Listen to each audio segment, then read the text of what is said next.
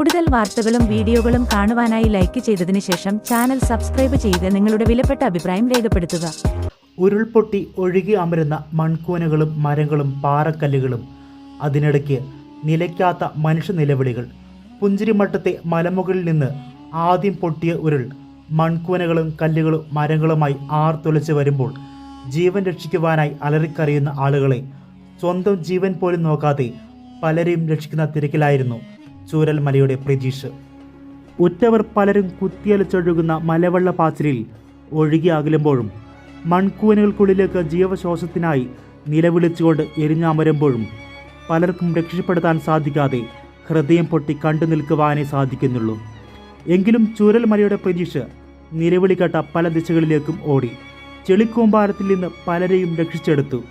വീട്ടുകാർ മോനെ ഇനി പോകണ്ടെന്ന് താഴ്മയോടെ പറഞ്ഞെങ്കിലും ജീവനായി കേഴുന്ന മനുഷ്യ നിലവിളികൾക്ക് മുമ്പിൽ ആ ചെറുപ്പക്കാരനെ പിടിച്ചു നിൽക്കുവാൻ സാധിച്ചില്ല. നിരവധി പേരെ രക്ഷിച്ചെടുത്തു. വീട്ടുകാരെ സുരക്ഷിത സ്ഥാനത്തേക്ക് മാറ്റിയ ശേഷം സുഹൃത്ത് ശരത് ബാബുവുമായി സ്വന്തം നാട്ടുകാരായ ഒറ്റവരെ പലരെയും രക്ഷിച്ചെടുക്കുന്ന തിരക്കിൽ ജീപ്പുമായി കുതിച്ചു.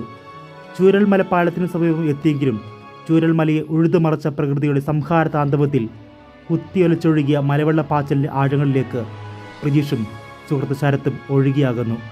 യഥാർത്ഥത്തിൽ പ്രജീഷ് വാട്സപ്പിൻ്റെ മുഖത്ത് എഴുതി ചേർത്ത മരണം വാരി പോരാടുക എന്ന വാക്കുകൾ പോലെ പലരെയും മരണത്തിനിടയ്ക്ക് രക്ഷിച്ചെടുക്കുന്ന പോരാട്ടത്തിനിടയിൽ ആയിരുന്നു പ്രജീഷിൻ്റെയും മടക്കം.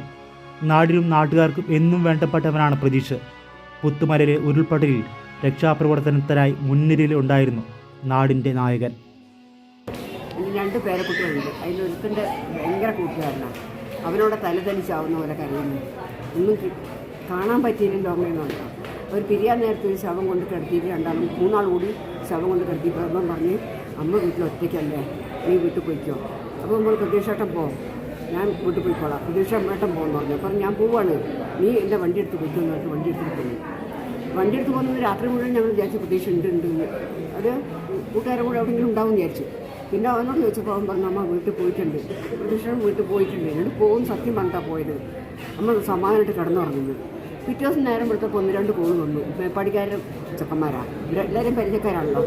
അപ്പോൾ എന്നോട് ചോദിച്ചു അമ്മ അവിടെ പ്രതീക്ഷ ഉണ്ടോന്ന് ചോദിച്ചു. ഞാൻ പറഞ്ഞു ഇല്ല മോനെ, അവനും ഇങ്ങനെ രണ്ടാളും കൂടി ഇങ്ങനെ രാത്രി പിരിഞ്ഞതാണ്, പിന്നെ കണ്ടിട്ടില്ല എന്ന് പറഞ്ഞു. അത് കഴിഞ്ഞൊരു 11 മണി വരെ ഞാൻ അറിയുന്ന ചെക്കന്മാരൊക്കെ വിളിച്ച് പ്രതീക്ഷ ഇവിടെ വിളിച്ച് കരയുന്നുണ്ട്, വിളിക്കുന്നുണ്ട്. അപ്പോൾ പ്രതീക്ഷ പറഞ്ഞു. അപ്പോൾ അതിലൊരു ചെക്കൻ പറഞ്ഞു പ്രതീക്ഷേട്ടനെ ഞാൻ ഇപ്പം കണ്ടെന്ന് പറഞ്ഞു. അപ്പം മനസ്സമാധാനമായി. എന്നിട്ട് പിന്നെ അന്വേഷിച്ച് നോക്കുമ്പോൾ എല്ലാവരും ഇങ്ങോട്ട് വിളിക്കണേ, കാണുന്നില്ല ചെക്കന്മാരൊക്കെ വിളിക്കുന്നുണ്ട്. അപ്പോൾ ഞാൻ വിചാരിച്ചു ഇനി എവിടെ പോയി, അവിടെ ഉണ്ടാവും, ഇവൻ എന്നെ സമാധാനിക്കുന്നുണ്ട് ഉണ്ടാവുമെന്ന്. പിന്നെ ഇവനും പറയുമ്പോൾ എവിടെ പോയി എന്നറിയില്ല അമ്മ, പ്രതീക്ഷേട്ടൻ ഉണ്ടെങ്കിൽ ഞാൻ ജീവിക്കില്ല, എൻ്റെ അച്ഛനും അമ്മയും ഉണ്ടാക്കിയ ശരീരമല്ല എനിക്കത്, എന്നെ അങ്ങനെ തീറ്റി പോയിട്ട് എൻ്റെ സ്വന്തം ഒരു ചോരന്മാർ കൊണ്ടുനടക്കുന്നതാണ്, എനിക്ക് സഹിക്കില്ല അമ്മ എന്ന് പറഞ്ഞു. അത് കഴിഞ്ഞ് വൈകുന്നേരം ആയപ്പോൾ ഈ റിസോർട്ടിൽ നിന്ന് ഒരാൾ വിളിച്ചിട്ട് പറഞ്ഞു പോയിന്ന്. അവന് അങ്ങനെ അതല്ല, അവനത് കിടന്ന് മരിക്കുകയായിരുന്നു. അതിൽ എത്ര ആളെ രക്ഷിച്ചെന്ന് സൂക്ഷ്മമായിട്ട് എനിക്ക് പറയാൻ പറ്റില്ല.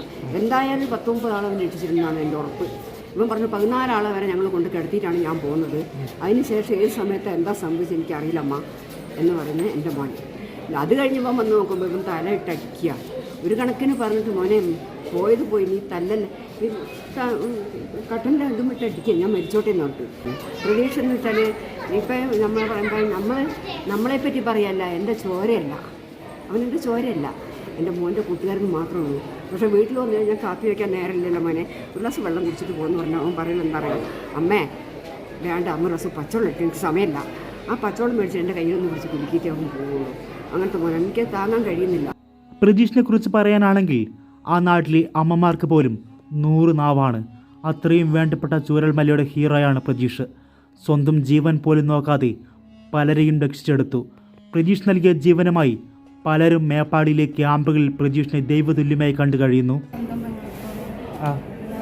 ഉത്സവത്തിനാണെങ്കിലും പൈസ ഒക്കെ ഞങ്ങൾക്ക് ഇങ്ങനെ ഉത്സവത്തിന് പോയിട്ട് എന്നൊക്കെ പറഞ്ഞിട്ട് പൈസ ഞങ്ങൾ 3 ആളെ ഞാനൊരു കാര്യമില്ല.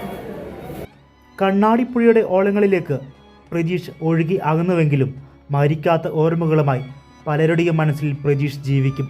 അമ്മേ എന്ന വിളികളുമായി ആ പൊന്നുമോൻ ഒരിക്കലും തിരിച്ചു വരില്ലെന്നറിയാം. മകൻ്റെ നല്ല ഓർമ്മകളുമായി ഉള്ളുപൊള്ളുന്ന വേദനയുമായി ആ അമ്മ മേപ്പാടിയിലെ ക്യാമ്പിൽ നീറി കഴിയുന്നു. കാലമെത്ര കഴിഞ്ഞാലും കാലത്തിന് പോലും മായ്ക്കാൻ പറ്റാത്ത ഓർമ്മകൾ നൽകിയാണ് പ്രജീഷിൻ്റെയും സുഹൃത്തിൻ്റെയും മടക്കം. അവസാന നിമിഷത്തിൽ പ്രജീഷ് ജീവൻ നൽകി രക്ഷിച്ച ഒരുപാട് പേരുടെ ജീവിതത്തിലൂടെ മരണമില്ലാതെ ആ നാടിൻ്റെ ഹീറോ ജീവിക്കും. മേപ്പാടിൽ നിന്ന് വി വിനീഷ്. കൂടുതൽ വാർത്തകളും വീഡിയോകളും കാണുവാനായി ലൈക്ക് ചെയ്തതിന് ശേഷം ചാനൽ സബ്സ്ക്രൈബ് ചെയ്യുക. നിങ്ങളുടെ വിലപ്പെട്ട അഭിപ്രായം രേഖപ്പെടുത്തുക.